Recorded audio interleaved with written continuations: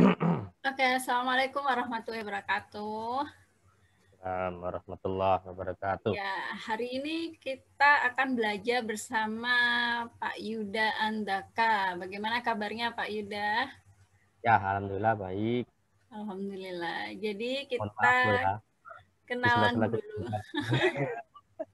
Kita kenalan dulu ya sama beliaunya. Ya, Jadi beliaunya ini luar biasa ya, teman-teman ya. Nah, ini apalah namanya saya Yuda Andaka Setiawan SKM, calon MKes juga ya, K3 K3. beliaunya, ya di K3.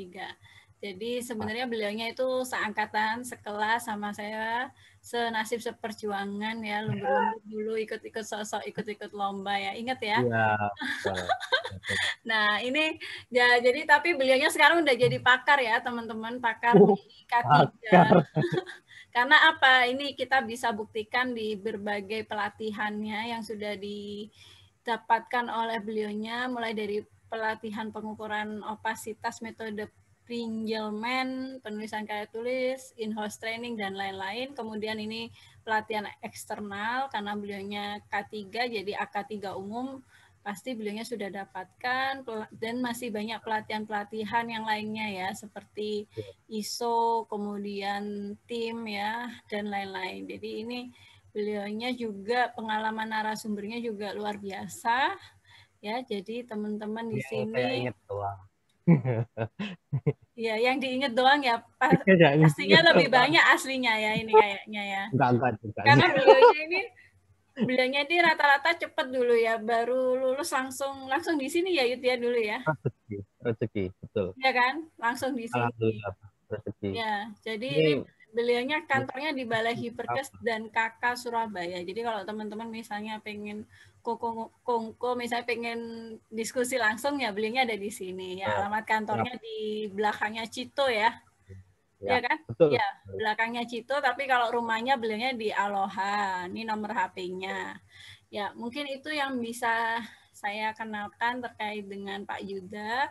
Untuk Ya, detailnya kita belajar tentang apa, silakan Pak Yuda, waktu dan layar kami persilakan. ya. Saya coba share screen.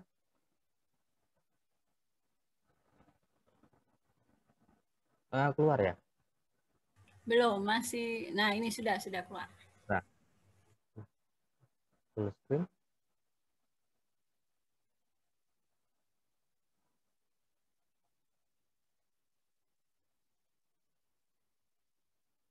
Masih loading. Maklum ini laptopnya jam terbangnya sangat tinggi, jadinya lelah ini. Oh, PAK-nya di laptop ya Pak Yuda ya. Iya, Asal saya asal akan. pemiliknya nggak PAK aja. Laptopnya nggak OVO Oke. ya. Ya, silakan Pak Yuda. Oke. Sudah langsung aja ya. Mungkin tadi sudah dijelaskan. Assalamualaikum warahmatullahi wabarakatuh. Mohon Waalaikumsalam maaf. warahmatullahi wabarakatuh. Uh, Setelah banyak reschedule ya kita ya untuk melakukan curcol hari ini. Sedikit banyak tentang saya sudah dijelaskan sama Bu Muti atau Neng Muti, saya enaknya ngomong ya. Muti, bukan Neng Bu saya. Muti ya. Kita nggak Neng lagi ya sekarang ya. Saya lupa jadinya. Oke, ini saya sedikit tentang saya. Seperti yang ada di gambar, mungkin pekerjaan-pekerjaan saya baik di darat maupun di tengah laut sebagai seorang industrial hygiene biasanya kalau kita bilang. Jadi sering melakukan pemantauan untuk lingkungan kerja, lingkungan ambien seperti itu. Bahkan untuk teropong-teropong, itu sebenarnya di luar hygiene industri, cuman beberapa memang pekerjaan saya memang di situ. Tapi kalau untuk industri hygiene-nya ya biasanya di oil and gas, di lingkungan seperti power plant seperti itu, paling sering di situ. Selain itu ya juga melakukan trainer, jadi pelatihan seperti itu. Oke, ini tentang saya. Hari ini saya dikasih wejangan sama Bu Muti untuk melakukan curcol tentang promosi K3 ya. Ini promosi ketiga ini sebenarnya bukan hal baru ya, bahwanya sudah lama. Bahkan WHO, ILO sudah melakukan promosi sejak dahulu, seperti melakukan intervensi terhadap regulasi-regulasi di seluruh dunia, pemerintah-pemerintah di seluruh dunia, sehingga banyak yang diadopsi seperti di Indonesia, mulai dari Undang-Undang Nomor 170 tentang keselamatan kerja. Di situ salah satunya terkait juga ada isu tentang perlindungan terhadap tenaga kerja. Jadi promosi K3 itu fokus utamanya adalah perlindungan terhadap tenaga kerja. Apa sih tantangannya untuk K3 saat ini? Itu yang pertama itu populasi di seluruh dunia ini sekarang sudah ya lumayan lah 7 miliar sekian ya. Saya baca sekian terakhir itu sekitar 7,7 miliar untuk di seluruh dunia. Kurang lebih 30-40% dari populasi tersebut merupakan angkatan kerja. Berarti sangat lumayan untuk jumlah populasi yang bersentuhan langsung dengan berbagai industri dan jasa. Oleh karena itu, mulai dari semua populasi itu, salah satunya adalah terkait dengan industrialisasi. Industrialisasi itu terkait dengan perkembangan teknologi, banyak juga tentang perkembangan metode, teknologi termasuk metode, peralatan, bahan, dan sebagainya. Ini memunculkan tuntutan global tentang K3, karena manusia sebagai aset utama di dalam K3 itu menjadi hal yang penting untuk dilaksanakan sampai sekarang ini. Kalau tidak dilaksanakan, ada dampak negatif yang akan muncul, mulai dari kecelakaan kerja hingga penyakit akibat kerja. Itu banyak sekali yang terjadi. Mungkin di Indonesia sudah banyak yang ada data sekitar 1 jutaan ya. Itu saya lupa. Itu ada data sekitar 1 juta kecelakaan kerja lebih mungkin ya. Saya bisa dikoreksi nanti kalau seandainya ada yang salah untuk data kecelakaan kerja di Indonesia. Belum lagi PAK seperti sebelumnya, tahun-tahun sebelumnya. Apa sih pengertian promosi K3 itu? Promosi K3 secara umum adalah suatu proses yang diterapkan secara keseluruhan untuk mengembangkan, memelihara, dan mempertahankan K3. Ini secara keseluruhan dalam arti semua pihak berpartisipasi ya, mulai dari individu, tingkat individu hingga tataran kepada pemerintah. Itu saling berkesinambungan, mengembangkan, memelihara, dan mempertahankan K3.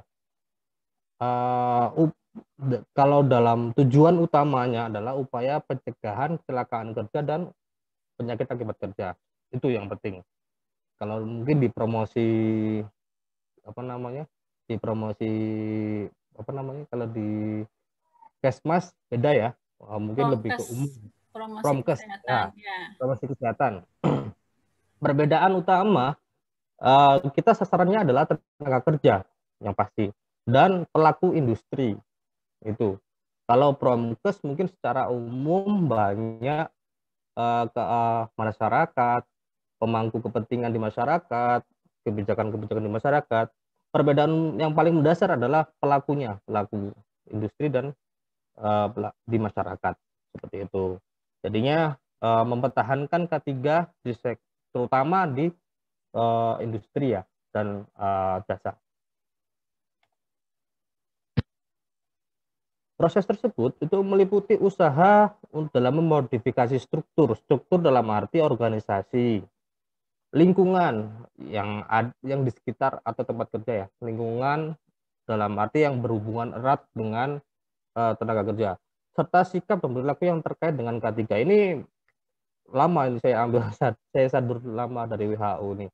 Jadi proses-proses tersebut semuanya itu meliputi usaha dalam memperbaiki, selalu ada continuous improvement, perbaikan berkelanjutan. Itu dalam segi struktur organisasi, memantapkan organisasi, melindungi lingkungan kerja, atau menjamin tenaga kerja dalam bekerja supaya aman. Sikapnya dan perilakunya biasanya harus diawasi memang untuk mencapai tujuan yang diinginkan, yaitu mempertahankan K3 seperti itu. Apa sih tujuan promosi K3 itu? Yang pasti itu adalah tentang terkait dengan perubahan. Pada level paling rendah itu adalah perilaku dari setiap tenaga kerja.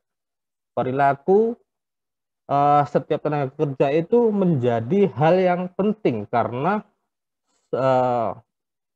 kebanyakan kecelakaan kerja yang saya tahu, saya baca itu terkait dengan human error. Human error itu adalah melekat pada manusianya.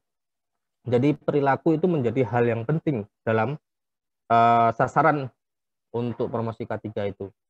Selain itu adalah kebijakan. Kebijakan di sini bisa dalam taraf perusahaan yang sebagai pelaku usaha, hingga kebijakan di nasional ya, dalam arti pemerintah. Kebijakan pemerintah sudah banyak melakukan sosialisasi terkait undang-undang, peraturan menteri, keputusan menteri, peraturan presiden, dan sebagainya. Banyak hal tentang kebijakan ini menjadi dasar untuk melakukan perubahan dalam manajemen dan sebagainya. Selain itu, diharapkan perubahan yang terjadi dalam promosi K3 itu menjadikan manusia itu berbudaya K3. Nah, berbudaya K3 dalam arti orang sudah terbiasa untuk melakukan kegiatan-kegiatan yang berlandaskan K3. Itu cita-cita utama ya dari perubahan promosi K3 ini. Lebih ke arah apa ya? Menyeluruh. Entah itu di lini paling bawah yaitu sektor pekerja atau individu hingga ke nasional. Semuanya berbudaya K3. Itu adalah cita-cita dari promosi K3 itu. Tujuan utama dari promosi K3. Bu Muti, nanti kalau seumpamanya pengen langsung diskusi nggak apa-apa, langsung aja kita ngobrol gitu ya. Ya, siap. Monggo dilanjut aja. Biar nggak aku terus ngomong. Oke, lanjut. Ya. Prinsip promosi K3 ini yang saya sadur dari berbagai sumber, yang pasti komprehensif, berpartisipasi dan pemberdayaan, kerjasama multisektoral dan keadilan sosial, pasti itu. Jadi semuanya saling bertautan. Ini kayaknya saya ada tipunya nih, partisipasi ini, kebanyakan sih ini. Mohon maaf. Ini prinsip promosi K3 ini harus berlandaskan ini. Sebenarnya banyak sih, tapi saya merangkumnya seperti ini. Yang paling utama itu ada di kuadran sebelah kanan. Itu tidak, yang kiri bukan berarti nggak penting, tapi promosi K3 tak akan terjadi kalau tidak ada partisipasi dan kerjasama. Seperti itu. Ini menjadi hal yang prinsipil, sangat utama dalam hal mewujudkan tujuan tadi ya, mempertahankan K3. Seperti itu. Oke, next. Pendekatannya bagaimana untuk melakukan hal seperti itu? Kalau dari bukunya Pak Tarwaka ini saya melihat ada dua sebenarnya, tapi kebanyakan ada yang ketiga, yaitu combination. Pertama adalah problem oriented berdasarkan masalah, kedua adalah pengaturan berdasarkan pengaturan atau mobilization, dan ketiga adalah combination. Kalau pendekatan operasional itu, kalau berdasarkan problem oriented itu berangkatnya dari masalah, biasanya ada kecelakaan kerja atau ada PHK baru mereka bekerja. Istilahnya ada aksi baru reaksi, seperti itu. Yang selanjutnya, kalau setting mobilization itu cita-cita biasanya. Cita-cita dengan mewujudkan suatu tujuan dari K3 itu, sehingga perlu adanya pengaturan atau setting dari organisasi, entah itu perusahaan, serikat pekerja, menggunakan sumber daya untuk memobilisasi, untuk menggerakkan massa atau menggerakkan peran masing-masing biasanya ini lebih ke arah advokasi biasanya seperti itu. Dan yang biasanya yang terakhir, pendekatan operasional yang terakhir adalah combination dari keduanya ini. Berawal dari adanya masalah, kemudian melakukan sebuah dijadikan tujuan bersama, kemudian melakukan mobilisasi secara bersama-sama seperti itu.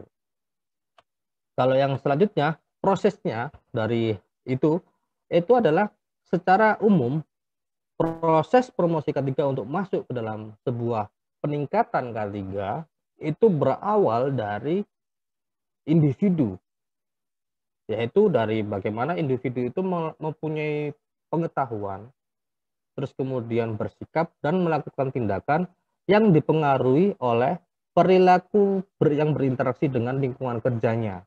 Kalau lingkungan kerjanya baik, perilakunya baik, atau dalam arti tindakan sikapnya sesuai, terus tindakannya baik, tidak melakukan human error, lingkungan kerjanya juga aman, pasti akan ada peningkatan K3. Jadi ada dua segi, yaitu pertama itu lingkungan kerja ini bisa metode, bisa peralatan, bisa kondisi lingkungan. Kondisi lingkungan bisa dibagi kalau di dalam K3 itu ada 5 faktor ya. 5 faktor itu adalah faktor fisika, kimia, biologi, psikologi, sama ergonomi. Kalau lingkungan kerja sesuai dengan Permenaker 5 tahun 2018 tentang lingkungan kerja.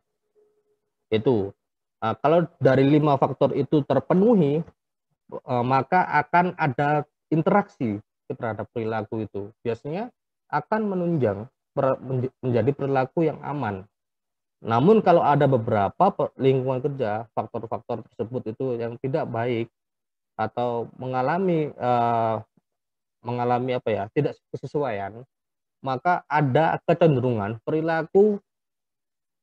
akan muncul perilaku tidak aman seperti itu. Maka untuk tujuan peningkatan K3 belum bisa tercapai kalau memang ada ketidaksesuaian. Oke. Tahapannya itu mulai dari komitmen. Komitmen ini bisa perusahaannya, pekerjanya, serikat pekerjanya, bahkan pemerintah melalui regulasi. Komitmen bersama ini menjadi sebuah hal yang mutlak kalau ingin melakukan promosi. Mungkin di Pramka sama ya kalau komitmen ya. Ya, sama strategi advokasi, Pak Yuda. Betul. Ya, strategi advokasi. Itu zaman-zaman kuliah dulu itu, strategi advokasi itu. Kemudian ada koordinasi di antara stakeholder ya. Kalau kita di lingkungan kerja atau di K3 itu terkenal dengan namanya tripartit. 3 pihak yang berkoordinasi, yaitu pemilik usaha, pekerja, biasanya diakomodasi oleh serikat pekerja, dan pemerintah. Itu tripartit ini saling berkoordinasi. Jika ada konflik, ada selisih, ada perselisihan, itu biasanya diselesaikan secara 3 pihak ini. Kemudian melakukan rekognisi. Rekognisi itu penilaian atau seperti semacam untuk mengetahui lebih mendalam dalam sebuah permasalahan yang terdapat di tempat kerja. Rekognisi bisa dalam bentuk berbagai macam, banyak metodenya.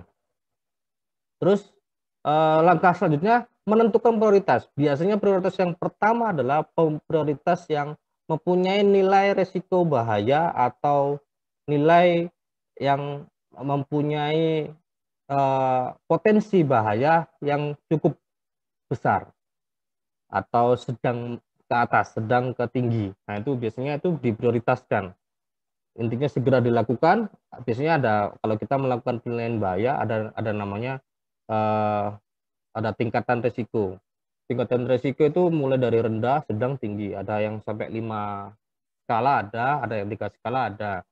Tinggal pilih yang mau mana. Biasanya itu kebijakan dari K3 masing-masing ya. Kalau yang tiga yang sederhana itu adalah sedang, tinggi, rendah, sedang, dan tinggi. Biasanya kalau sedang itu prioritasnya segera. Kalau tinggi itu harus dilaksanakan secepat mungkin. Kalau bisa besok gitu harus dilakukan. Kalau rendah bisa kapan-kapan gitu biasanya. Atau mungkin di schedule aja, tidak dalam waktu dekat. Ini akan menghasilkan sebuah perencanaan yang matang tahapan promosi ini.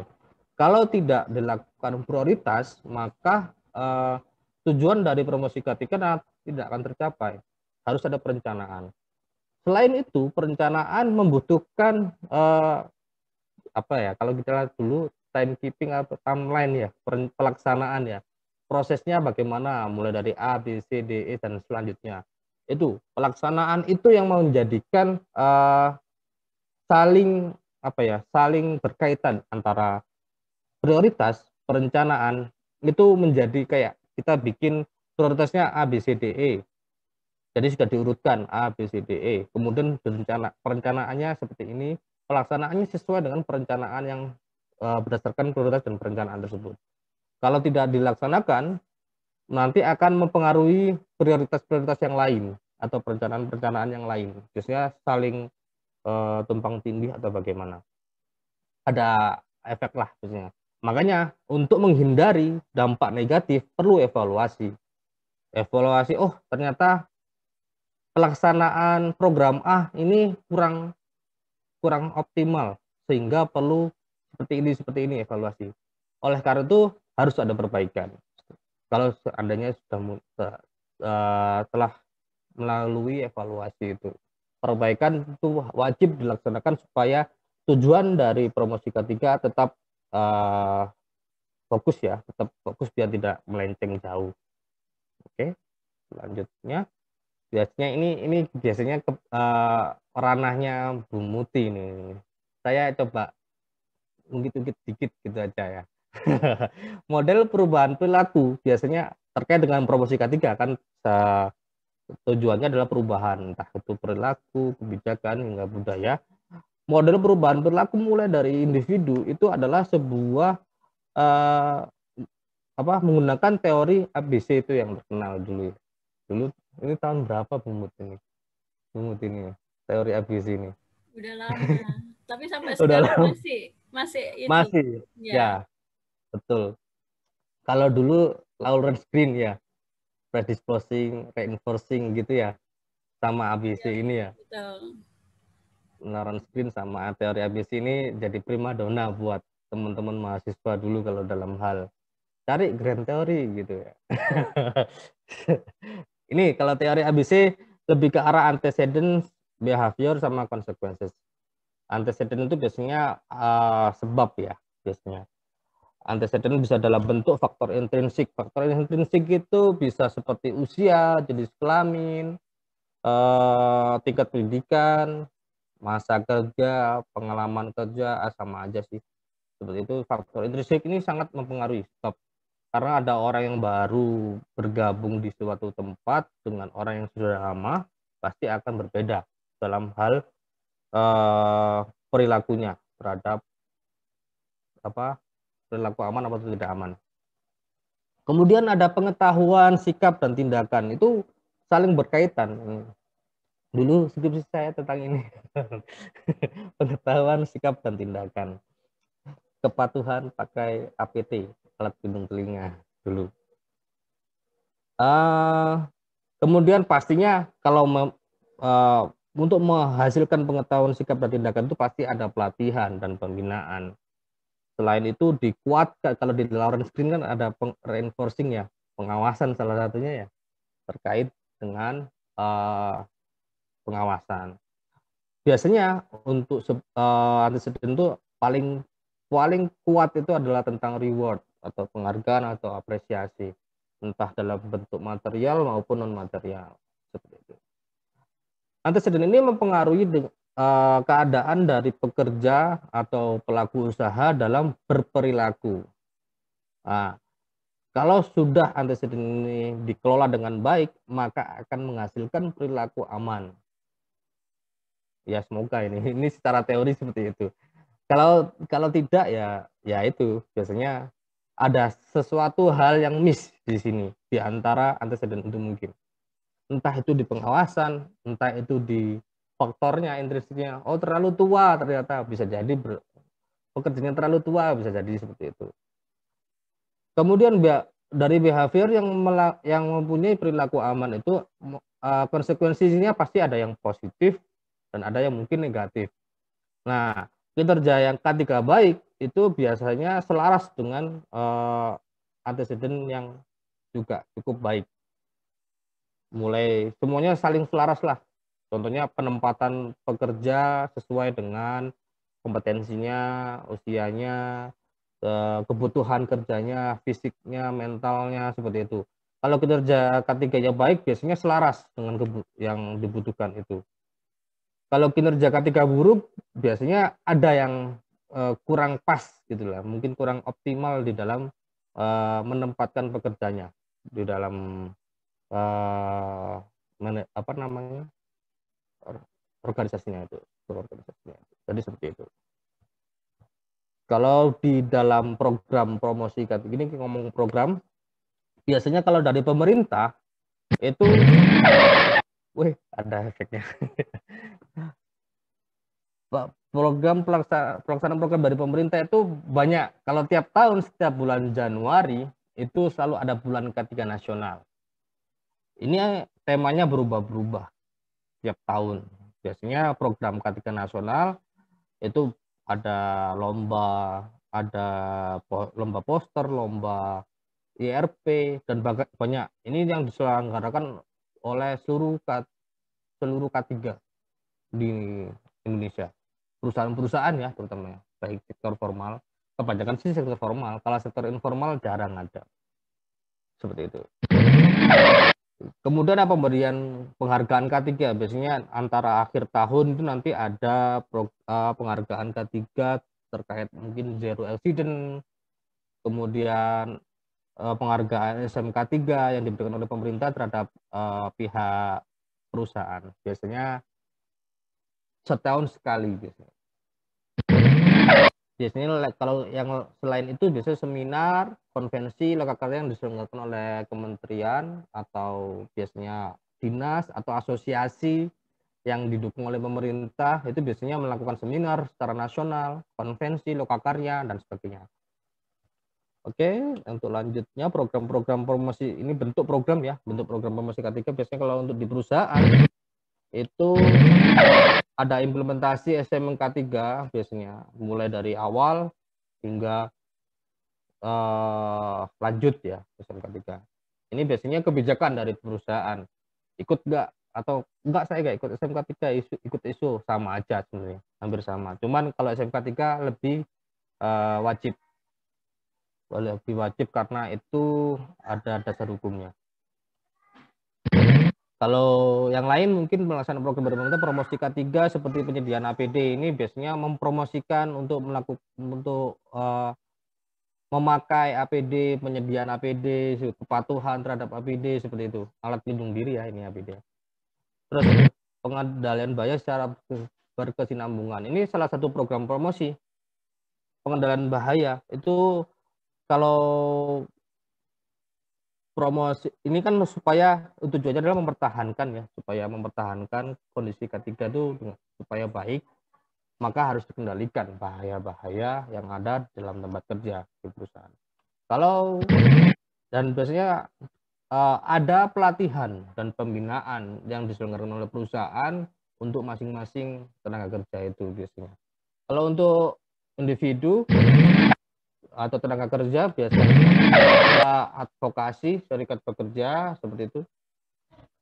Ini kalau ada serikat pekerjanya, tapi kalau nggak ada ya biasanya individual biasanya. Ini promosinya dalam bentuk apa? Biasanya menjelaskan kebutuhan K3 supaya teman-teman dari pekerja itu tidak merasa kekurangan untuk kebutuhan K3 ya, bukan keinginan K3, kebutuhan K3. Jadi banyak melakukan advokasi terhadap melalui salah satunya adalah melalui serikat pekerja. Kalau tidak ya biasanya ada perkumpulan atau himpunan atau apa gitu biasanya. Itu masing-masing ada sendiri. Pastinya program promosi K3 itu pelaksanaannya harus berpartisipasi gitu dalam setiap kegiatan K3, dalam artian tenaga kerja program promosi ketika supaya berhasil itu harus berpartisipasi. Kalau tidak ya apapun yang dari pemerintah, dari perusahaan tidak akan terjadi tanpa advokasi. Ini salah satu mulai dari awal ya, dari tempat kerja itu menjaga 5R itu, bersih, rapi, rajin, rawat dan sebagainya. Itu menjaga 5R. Mulai dari biasanya promosi K3 itu mulai dari paling dekat dengan dia tempat bekerja. Biasanya seperti itu kalau tenaga kerja. Entah itu dari stasiun kerjanya sendiri, meja kerjanya sendiri, ataupun bahkan mulai dari rumah kadang berangkat memakai helm kayak gitu kalau seumpamanya naik motor dan sebagainya. Kemudian ada kepatuhan, dia harus melakukan harus secara ikhlas lah, ikhlas melakukan kepatuhan dan ketertiban dalam bekerja dan sesuai dengan peraturan yang terdapat di dalam perusahaannya. Seperti itu. Hambatan, nah ini hambatan ini biasanya ya, ini hambatan dalam sebuah promosi K3 itu yang pertama dari mungkin kalau hambatan dari pemerintah kurangnya tenaga pengawasan. Ini saya teman-teman dari tenaga pengawasan mungkin agak mungkin kurang ya, mungkin kurang dalam segi jumlah ya, kuantitas dalam karena perbandingan tenaga pengawasan dan jumlah industri itu jauh. Di Jawa Timur aja ribuan, 4.000-an industri. Tenaga pengawasannya berapa? Nggak sampai 1.000 mungkin, nggak sampai 1.000 orang. Namun biasanya dibantu dengan ahli K3 biasanya tenaga pengawasan. Kemudian masalah anggaran dalam hal dalam hal program-program pemerintah dalam melindungi tenaga kerja biasanya ya tidak agak terbatas gitu. Kalau mungkin sanksi yang kurang tegas terhadap perusahaan-perusahaan yang banyak mengabaikan keselamatan kerja itu juga mungkin kurang tegas.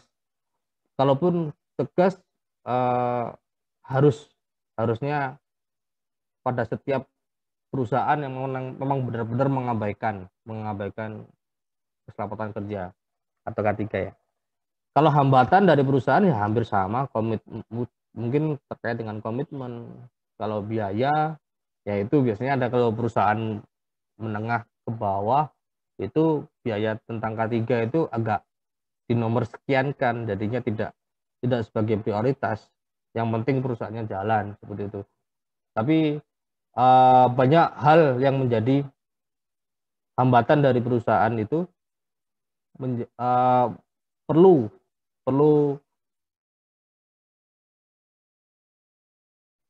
pembinaan sebenarnya. K3 itu menjadi hal yang prioritas di antara mereka semua. Selain itu juga ada yang personil yang tidak kompeten, perusahaannya sudah baik, anggaran ada, program ada, tapi personil yang melakukannya tidak kompeten. Itu banyak juga ada. Mungkin karena faktor intrinsik tadi, mungkin juga karena masalah pelatihannya yang kurang, jadi pengawasannya yang kurang, seperti itu. Banyaklah kalau hambatan-hambatan ini dalam promosi K3. Kemudian yang kalau dari tenaga kerja itu pastinya itu kebutuhan dasar yang tidak terpenuhi biasanya. Mungkin gaji yang tidak sesuai, atau bisa jadi karena ada hal yang menjadi perjanjian sebelumnya antara tenaga kerja dan perusahaan yang tidak ditepati, itu seperti itu jadi hal yang menganggap dirinya tidak terpenuhi kebutuhan dasar karena itu janji ya biasanya. Ada juga advokasi yang buruk karena tidak mempunyai serikat pekerja atau dia nggak tahu jalannya kemana menyampaikan aspirasinya, itu susah karena nggak tahu tempatnya kayak gitu tuh ada biasanya seperti itu. Terus mungkin ada yang rasa memiliki yang rendah, biasanya ini orang-orang yang kebutuhan dasarnya tidak terpenuhi atau orang yang selalu kurang puas terhadap apa yang dia peroleh. Ini seperti itu. Mungkin ini slide terakhir ya, Bu Mutia. Ya, terima kasih atas waktunya. Terima kasih Pak Semoga Yuda, luar biasa. Ya, jadi terkait dengan promosi K3 ini, K3. emang sebenarnya secara general hampir sama ya, seperti Ya, hampir kompetensi sama. seorang kesmas pada umumnya, yang pasti kita Ya, harus asesmen dulu, memprioritaskan masalah sebelum kita betul. merancang sebuah program. Kemudian Hampir sama sebenarnya. ya sebenarnya tinggal sasarannya aja di K3. Betul. Bahkan di sekarang banyak perbedaan Pak Yuda waktu kita kuliah dulu S1 sama sekarang Ya, itu ada banyak mata kuliah yang dulunya nggak ada, sekarang ada, yang dulunya ada, sekarang nggak ada, itu banyak. Jadi banyak. contohnya kayak pemasaran sosial udah dijadikan satu. Kemudian yang promosi kesehatan institusi itu kita itu di PKIP sendiri teman-teman kita bebaskan untuk magang di berbagai tempat, nggak harus di kesehatan, sektor kesehatan. Oh, boleh Karena promos PKIP itu, iya boleh sekarang. sektor Jadi industri boleh gitu. berbagai setting. Jadi kayak kita itu Hmm. di mata kuliah promos institusi itu ada setting tempat kerja, tempat umum, sektor kesehatan, sektor pendidikan. Jadi emang Oh menurut gitu. menurut apa ya, konsep promosi kesehatan itu bisa di segala Ya setting pasti. prokes. Nah, Ya. konsep dari promosi kesehatan mulai tadi yang tadi Pak Yuda sampaikan ya, kalau kita sebagai pekerja ya mulai dari awal jauh sebelum pandemi itu ya sebenarnya kan kayak APD, masker, helm, Ya, masker ya terutama itu kan karena ada paparan debu aspal itu lebih betul. lebih berbahaya dibandingkan virus corona ya sebenarnya ya. Ya Gimana Pak sama aja Yuda? semua bahaya juga pastinya ada resiko tersendiri. Ya, Itu ada terkait resikonya dengan ya. Jadi juga. dari APD berkendara motor itu juga salah satu Ya, promosi K3 juga ya. Pada saat dia bekerja dimanapun, nggak harus di perusahaan yang dia ada resiko besar gitu ya. Mungkin ada pastinya. pengalaman yang unik nggak Pak Yuda terkait dengan apa istilahnya ya, mencanangkan promosi K3 di suatu perusahaan, kemudian penuh dengan drama Korea gitu. Ada nggak? Tapi kalau di perusahaan sih aman-aman aja kan, Aman kan ya? kalau kita. Kalau saya yang tadi yang narasumber itu kan ada salah satunya itu penyuluhan di UKK, Di unit UKK. kesehatan kerja, Oh, yang di punya puskesmas tuh. puskesmas ya, Ya, program ya betul. puskesmas kan itu. Terus Itu seru itu. kenapa Kan karena serunya? membawa K3 Heeh, secara umum, konsep heeh. K3 secara umum dibawa ke UMKM. Wah, itu serunya di situ. Heeh, heeh. Ada kejadian Membawa unik nggak? konsep Unik K3, nggak? nah, ya karena saya tadi kan ngomong kan Hmm. ada perusahaan yang menengah ke bawah, anggap aja itu UMKM lah gitu ya. Informal gitu ya, tempat Boleh pekerjaan informal. informal gitu Ya, ya. boleh. Heeh. Itu mengajak untuk apa namanya? Kan sosialisasi, namanya promosi K3 kan Ya, ya, ya, betul. mengajak ya. Ya, ya, ya. Seperti itu. Eh, karena mereka jadi kayak mereka itu sedikit ada apa ya? Boundaries ya, apa ya? Kayak batasan, kayak Batas. menolak lah semacam kalau menolak dalam tanda kutip ya, menolak dalam hal karena apa yang mereka kerjakan selama ini itu menurut mereka tidak ada masalah gitu loh. Tidak ada masalah dalam segi kesehatan.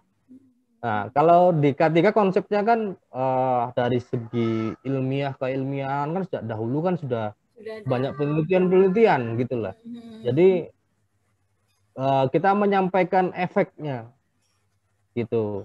Kalau mereka pertama menolak, kemudian Pak kalau kayak gini gimana? Pengendaliannya bagaimana?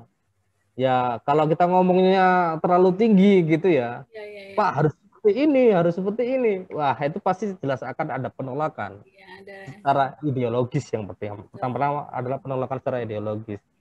Jadi pastinya ide-ide yang kita sampaikan itu pasti akan terpatahkan sebelumnya. Nggak bisa langsung diterima. Nah, bagaimana tantangannya? Bagaimana kita memberikan hal yang sangat simpel Tapi mengena seperti ya. mengena, seperti contohnya ada beberapa pengrajin sepatu gitu ya. Hmm. Nah, ada bahan yang Lem itu salah biasanya. satunya ya itu mempunyai efek karsinogenik gitu ya. Dan itu Betul. dipakai gitu. Aha. Itu sudah sesuai di ACJH atau apa banyak itu kan sudah Tapi mengakui nggak bahwa pakai bahan APD itu gitu ya nggak mereka pakai ya. APD, kerjanya Terus, santai. Wah, aha. nah gitu. Kita kasih saran yang lebih gampang kayak Pak pindah ke tempat yang di luar jangan tertutup. Kalau Ah, nggak bisa Pak, nah, kayak gitu. pakai kipas supaya ada istilahnya kita namanya ventilasi gitu ya. pengenceran udara ya. Betul, Gitu. pengenceran udara. Ya, seperti itu. Jadinya kita memberikan hal-hal yang sangat mudah dilakukan, mudah dimengerti. Bahasanya ya nggak sampai Iya, ya, betul. tinggi-tinggi kayak di perusahaan. Itu adalah Ya, tantangan. bahasa awam lah ya. Ya, karena Bahasa emang awam. KKK ini ya relatif bukan baru sih sebenarnya. Kalau di panduannya Puskesmas itu KKK udah sejak dulu, Ya, Pak Yuda. Tapi emang betul. sedang digaungkan. Kenapa? Karena emang banyak penyakit PAK itu terjadi pada pekerja informal dan itu Iya, betul. tinggi, lumayan tinggi gitu loh. Tapi tanpa disadari mereka itu merasa itu bukan karena paparan dari apa yang Pekerjaannya. mereka kerjakan gitu loh. Iya, Bahkan betul, ya betul. lucunya Iya. lagi ketika kita melakukan edukasi misalnya sama kayak rokok, kita misalnya edukasi ke Nah, kakek-kakek loh, aku sampai iya. saiki ya gak mati-mati karena rokok ya sama ketika dia ada paparan Iya, asbes ya, paparan asbes betul. bisa menyebabkan asbestosis, terus paparan itu karsinogenik dan lain-lain itu kita emang benar-benar istilahnya menganalogikan dengan sesuatu yang sederhana dan menurut Sederhana. mereka itu logis ya. Bahkan ketika kita memberikan solusi ya jangan sampai itu akhirnya menambah nilai dari istilahnya yang mereka nggak mampu ya. Tapi solusinya ya sesuai kapasitas mereka ya. Intinya sih seperti itu. Iya, kalau bisa Nah, sih emang unik sih. agak murah gitu loh solusinya. Ya betul, solusinya sesuai kapasitasnya lah, Iya, murahnya menurut mereka lah ya. betul. Karena kan Banyak ya hal gitu. nggak punya anggaran khusus. Kalau di perusahaan kan emang ada SMK 3, ada manajer K3, ada alokasi khusus untuk K3 ya. Tapi kalau pekerja informal ini emang rada-rada bukan susah sih ketika ya butuh proses untuk mengedukasi masyarakat yang apabila dari karakteristik intrinsiknya itu sudah pada zona nyamannya Betul. seperti itu ya. Jadi Iya. itu. Kadang ada yang apa namanya mengeluh kayak Pak, kalau saya dulu sebelum bekerja punggung saya nggak masalah gitu, tapi setelah bekerja tiba-tiba sering masalah gitu. Jadinya bisa jadi Pak Bu itu terkait dengan postur kerja saat ibu bekerja atau bapak ibu bekerja, ergonomisnya bagaimana, itu nggak boleh ada posisi statis dan sebagainya. Itu kalau ngomong posisi statis kan nggak ngerti gitu. Iya betul, langsung aja kasih solusinya seperti apa. Betul.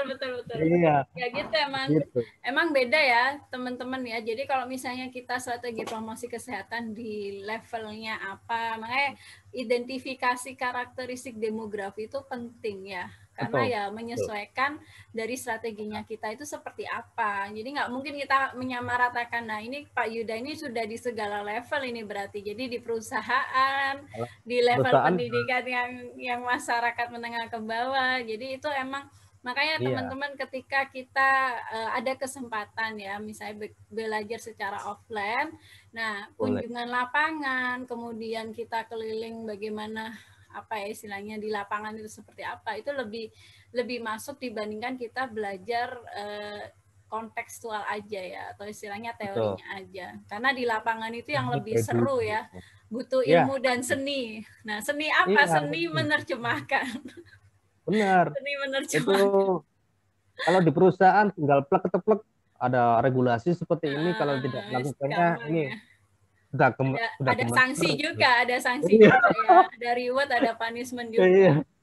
Kalau UMKM ada sanksi seperti ini nanti kalau Bapak punya anak buah kayak gitu. Wah, ya sudah.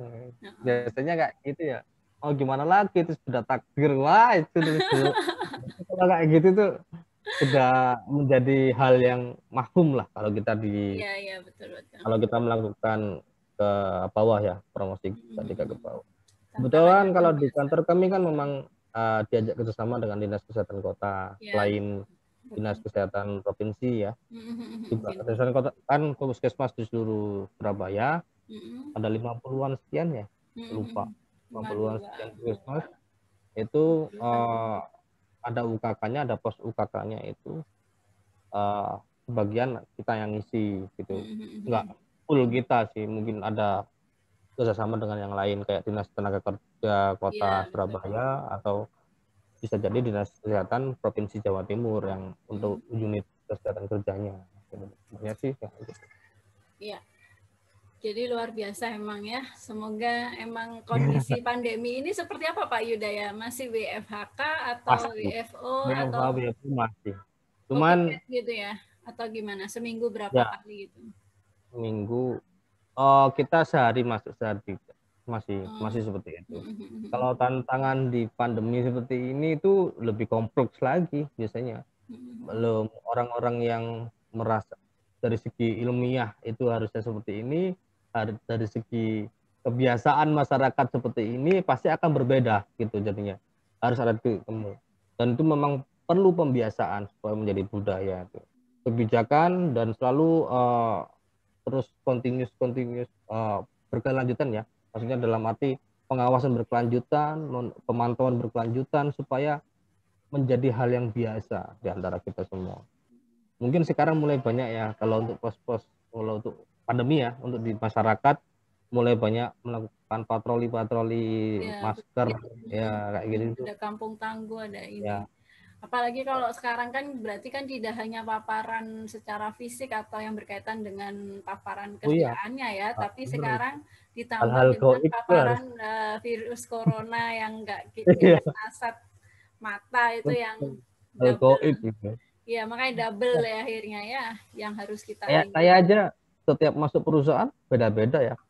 Perusahaan ada yang minta swab PCR, Oh, colok lagi gitu ya. colok lah. Ada yang cuma rapid antigen, Uh, plus lagi gitu. Nah, bisa ah, jadi seminggu 2 kali kena PCR, kena apa ya waduh. pastilah. Berarti sudah Ini tambah bolak-balik besar ya ini, sampai hidungnya dia. tambah Iya, besar ya. ini.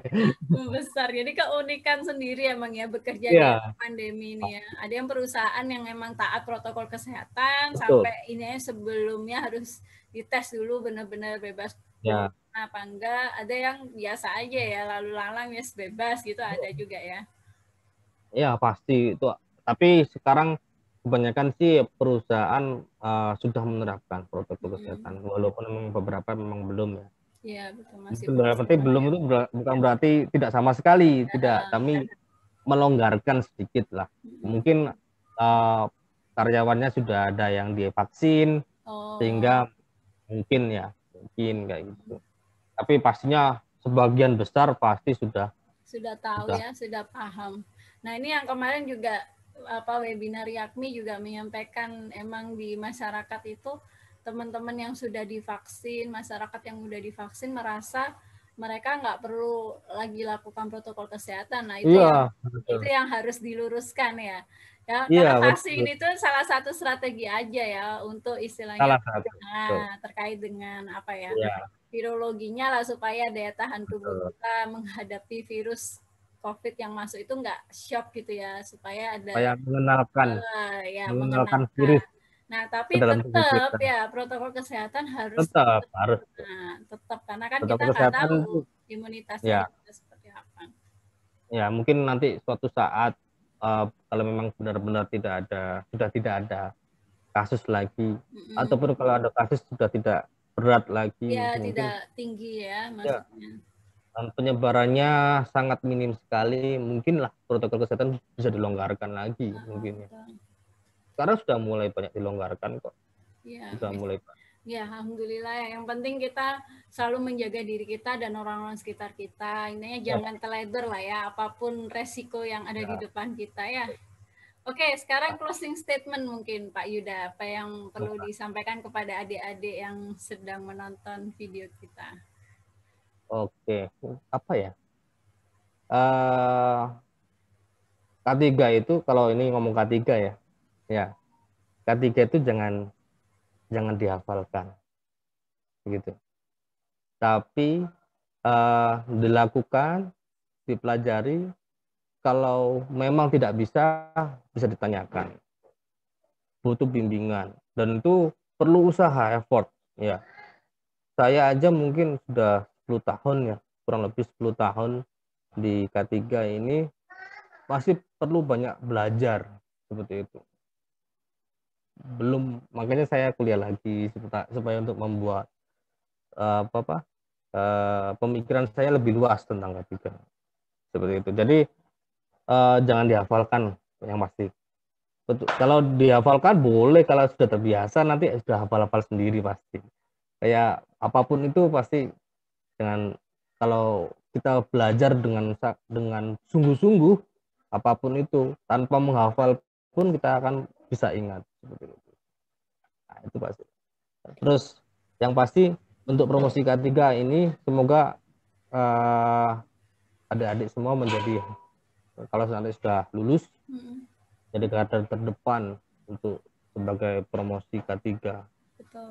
Sesuai bidangnya masing-masing ya. Ya, ada yang media, atau ada yang bisa bisa membuat materi seperti itu. Itu semuanya masing-masing punya, pasti ada keahlian di bidang masing-masing. Manfaatkan itu, jangan sampai tidak dimanfaatkan.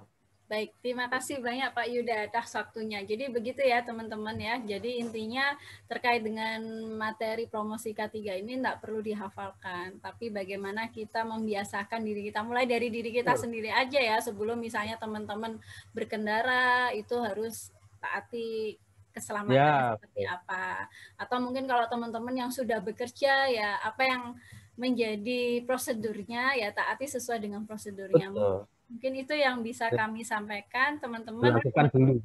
Ya, dilakukan dulu dari diri sendiri ya. Nanti kita akan menjadi contoh untuk yang lainnya. Betul. Oke, cukup. Terima kasih banyak Pak Yuda. Semoga Pak Yuda selalu diberi kesehatan ya.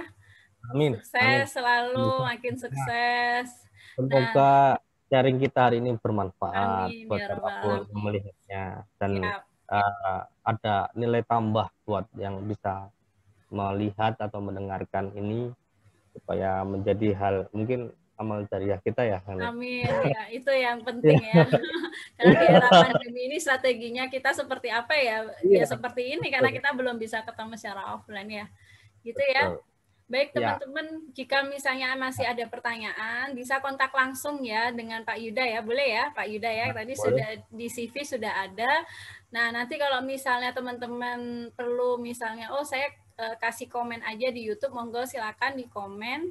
Jadi insya Allah kalau misalnya pas ada komen dan itu pertanyaan, insya Allah akan dijawab oleh Pak Yuda. Begitu nggih Pak Yuda ya? Insya Allah kalau ada waktu dan tempat, kalau saya jawab. Siap. Makasih banyak Pak Yuda.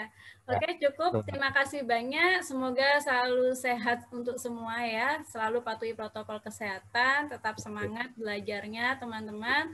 Kami akhiri. Mohon maaf. Wassalamualaikum warahmatullahi wabarakatuh. Semangat. Salam Waalaikumsalam warahmatullahi wabarakatuh. Terima kasih.